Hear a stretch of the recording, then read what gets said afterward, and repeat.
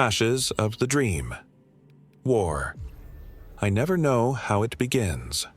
One moment I'm in my bed, the sheets still warm from sleep, the hum of the city outside my window faint and familiar. And then, fire. Screams. The smell of burning oil and blood clogging my lungs. The war zone always comes without warning, dropping me back into its ruins like I never left. I used to wake up sweating, sobbing, clutching my chest. Now I just endure. My body knows the weight of this dream better than it knows rest. And tonight, it's worse. Tonight the war feels thicker, heavier, like the dream intends to keep me. Firefall. I open my eyes to smoke. The sky is orange, choked by fire. Buildings sag inward, their bones cracked by shell fire. The ground quakes every few seconds with the thud of distant artillery. I know this place. I always know it. Not by name, not by map. But my soul recognizes the rubble like a wound recognizes pain. The street is littered with glass and shredded banners. Somewhere to my left, a woman screams until her voice is swallowed by an explosion. I don't cover my ears. There's no point. The sound doesn't belong to me, not really. None of this does. But it feels real. The grit in my teeth. The ache in my calves as I force myself up. The hammering of my heart. If pain isn't real, why does it hurt so much? I whisper to myself, it's only a dream. But the words ring hollow. A figure stumbles out of the haze. A soldier, helmet cracked, uniform hanging in strips. I can't see his face, only the sockets of shadow where his eyes should be. He reaches toward me, not for help, but to pull me with him. My legs react before my mind does. I run. Running is survival here. I've learned that. 2. The city of ruin. The streets twist and shift, never the same twice. Sometimes I recognize corners, a marketplace turned to ash, a church whose steeple has snapped like a matchstick. Other nights the roads coil endlessly, forcing me back into the same alley no matter which turn I take. Tonight it feels like both, familiar but cruelly rearranged. Gunfire cracks nearby. I duck into a shattered shop. The walls groan like they're alive. I crouch, pressing my back against scorched brick, trying to breathe quieter than the war around me. Why do you keep coming back? The voice jolts through me. I whip around. A boy sits in the corner, knees tucked to his chest. His skin is smeared with soot, his hair singed. He looks 12, maybe younger, but his eyes are too old, too tired. My throat dries. I can't finish. He tilts his head, studying me. You think you're escaping, but you're not. You belong here. I shake my head violently. No, I don't. But the way his mouth twists, like he knows something I don't, slices deeper than bullets. When I blink, he's gone. 3. The dead speak. I push forward through the rubble, desperate to find the edge of this nightmare. Sometimes there's an exit. A doorway glowing with impossible light, a bridge that leads back to waking. But it never comes easy. The war wants me first.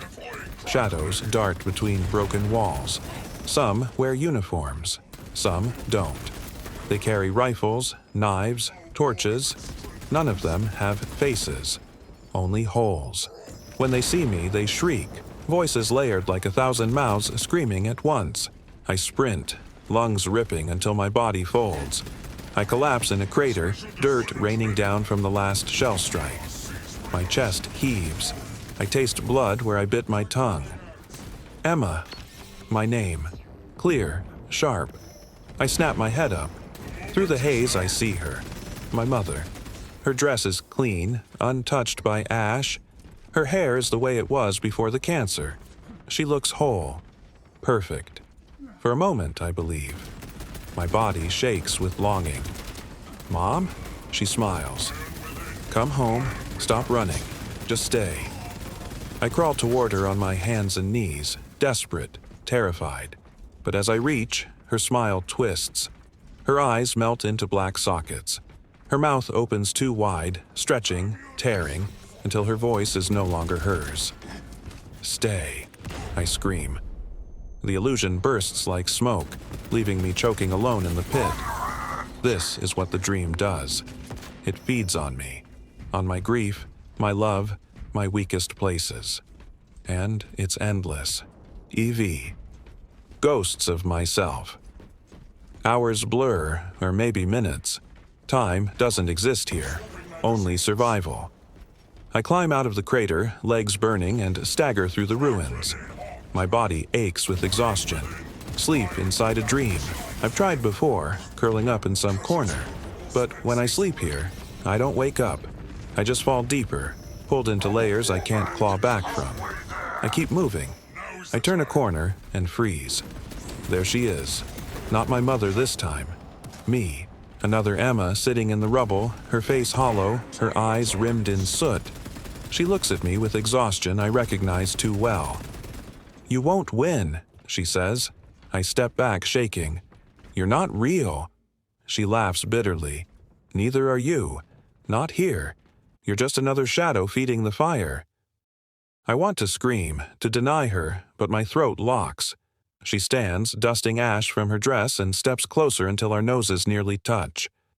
"You'll never wake up." And then she vanishes. My legs almost give. I want to collapse, let the war take me. But some ember inside still burns, stubborn, angry, alive. I force myself onward. V. The longest night. The city breaks into battlefield. Fields of churned mud, rows of shattered tanks, their hulks twisted. The sky rains sparks like dying stars. Every step is agony. My body begs me to stop, but I know if I do, the shadows will close in. Figures rise from the mud. Soldiers without faces, bayonets gleaming. They march toward me in silence. My chest squeezes tight, panic screaming that this is the end. I grab a rusted rifle from the ground. It's heavy, slick with rot. I don't know how to fire it. I just swing it like a club, roaring with every strike. One by one, they fall back into the dirt, dissolving into ash. But there are always more. Always. Until light. A thin glow breaks across the horizon. Not fire. Not explosions. Real light. Dawn. I stagger toward it, sobbing with relief. My body is battered, bruised, broken, but I crawl, drag, limp forward. The shadows howl, furious. The ground splits behind me, sucking everything down. But the light grows stronger, pulling me. I fall to my knees in it, blinded, begging. "Please, please, let me wake up." Fee. Waking, and then silence. No smoke, no fire, just the soft weight of sheets, the faint hum of the city. Morning light spilling through my blinds. I'm home. I touch my arms, my face. Whole. Alive. My throat aches from screaming, but I'm here. I sob into the pillow until I can't breathe. Relief, grief, exhaustion, all tangled into one raw wound. The war is gone. For now. But I know it will come back. It always does. And one night I'm terrified I won't wake up. Until then, I endure. Because surviving, even in dreams, is all I know. I hope you enjoyed this video. If you did, please leave a like and a comment of what you thought of the story, and don't forget to subscribe. I'd greatly appreciate it.